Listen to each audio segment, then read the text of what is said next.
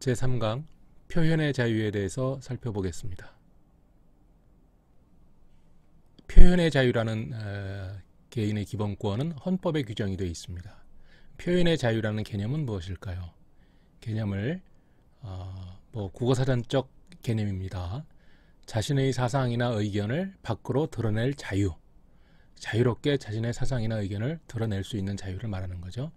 자유민주국가라면 반드시 필수 불가결한 요소입니다. 이러한 자유, 표현의 자유가 없다면 자유민주국가라고 할 수가 없게 되는 것이죠. 우리 헌법에 표현의 자유에 대한 명백한 규정이 있는데 지난 시간에도 가끔 언급을 했습니다만 헌법 제21조 제1항을 보면 모든 국민은 언론 출판의 자유와 집회결사의 자유를 가진다 이렇게 돼 있죠. 그래서 언론 출판의 자유하고 집회결사의 자유 두 덩어리를 말하고 있는데 둘 다 표현의 자유입니다. 왜냐하면 이 언론 출판의 자유는 말과 글로서 하는 표현의 자유이고 집회결사의 자유는 뭡니까? 몸으로 하는 표현의 자유죠. 그래서 결국은 언론 출판 집회결사의 자유가 결국은 표현의 자유이다 이렇게 얘기를 할 수가 있겠습니다. 그래서 우리 헌법에는 표현의 자유라는 표현은 없는 거죠. 표현의 자유 규정이 뭐냐고 물어보면 언론 출판의 자유 규정을 얘기하면 되는 겁니다. 자, 해당 조문 제21조 제2항은 언론 출판에 대한 허가나 검열과 집회결사에 대한 허가는 인정되지 않는다. 어떤 그 말과 글로 된 어떤 게시물, 책자라든지 간행물과 같은 거, 이런 것들 말로 된 간행물이 있습니까? 무슨 비디오라든지 여러 가지 녹음 테이프라든지 그런 것들 자건 그런 간행물에 대해서는 사전 허가를 검열을 통해서 사전에 허가를 받도록 하는 제도를 둘 수가 없다라고 헌법 제2항에서 설명하고 있죠. 이것은 표현의 자유를 더욱 보완하는 그런 규정이 되겠습니다. 다음 제3항에서는 통신과 방송의 시설 기준과 신문의 기능을 보장하기 위하여 필요한 사항을 법률로 정한다 했으니까 그 보장을 위해서 둔 보완 규정입니다. 그런데 이렇게 헌법에는 표현의 자유를 보장한다 이렇게만 되어 있는 것이 아니라 그 표현의 자유를 제한할 수 있는 사유를 같이 규정을 하고 있습니다. 이 바로 제21조 똑같은 조의 제4항을 보면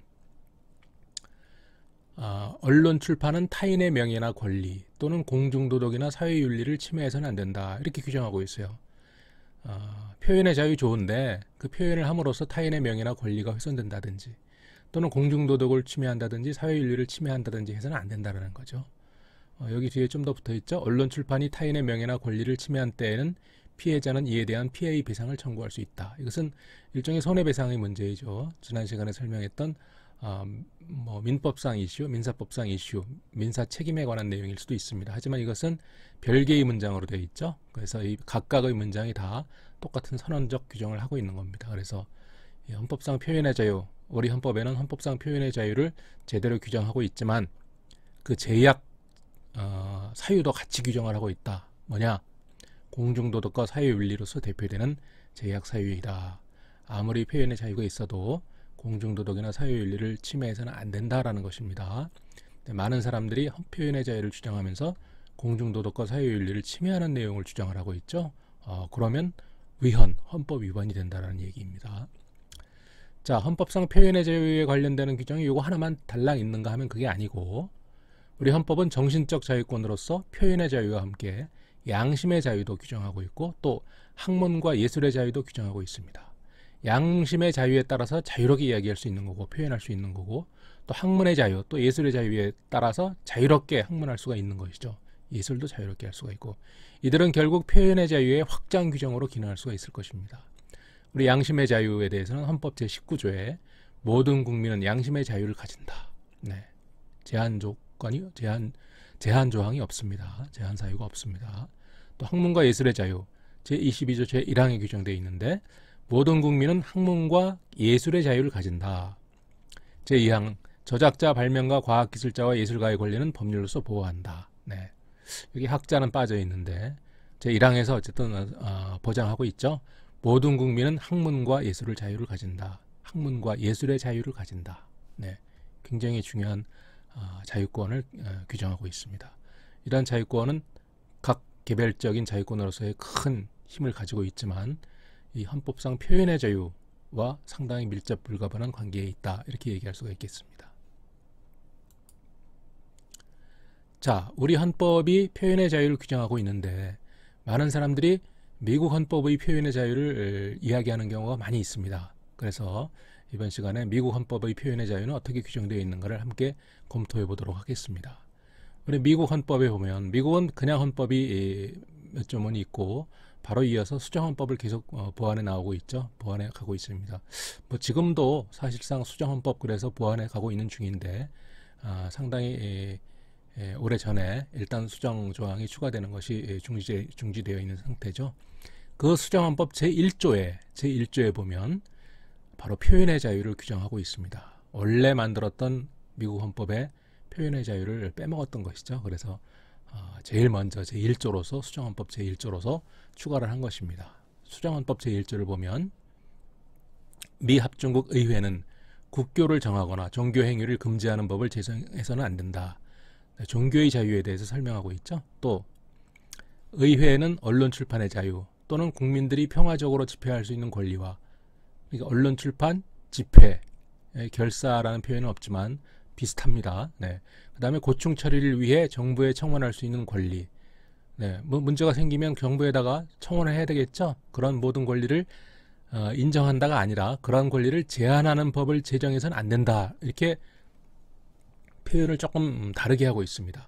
어떤 그 자유권과 권리를 인정하고 있다, 인정한다, 권리가 있다 이렇게 표현한 것이 아니라 그러한 권리와 자유를 제한하는 법을 제정해서는 안 된다 이렇게 표현하고 있죠. 우리랑 표현 형식이 조금 다릅니다. 자, 우리 헌법은 타인의 권리와 명예, 공중도덕, 사회윤리 등을 제한 사유로 규정하고 있는데 우리와 같은 이러한 사유를 미국 헌법은 전혀 규정하고 있지 않다. 그래서 우리보다 좀 폭넓고 절대적인 표현의 자유를 규정하고 있다. 이렇게도 얘기할 수가 있겠습니다. 방금 얘기한 것처럼 언론 출판의 자유를 보장한다는 표현으로 하고 있지 않고 그것을 제한하는 법률을 제정해서는 안 된다는 식으로 우회적으로 표현을 하고 있는 것이 좀 특징이라고 할 수 있겠습니다. 자, 미국 헌법상 표현의 자유의 제한은 그럼 없는가? 그냥 어떠한 표현도 다 가능한 것인가 하는 것이 궁금해지겠죠? 미국 헌법에는 언론 출판의 자유에 대한 제한 규정이 없습니다. 우리와 같은 제한 규정이 없다라는 거죠.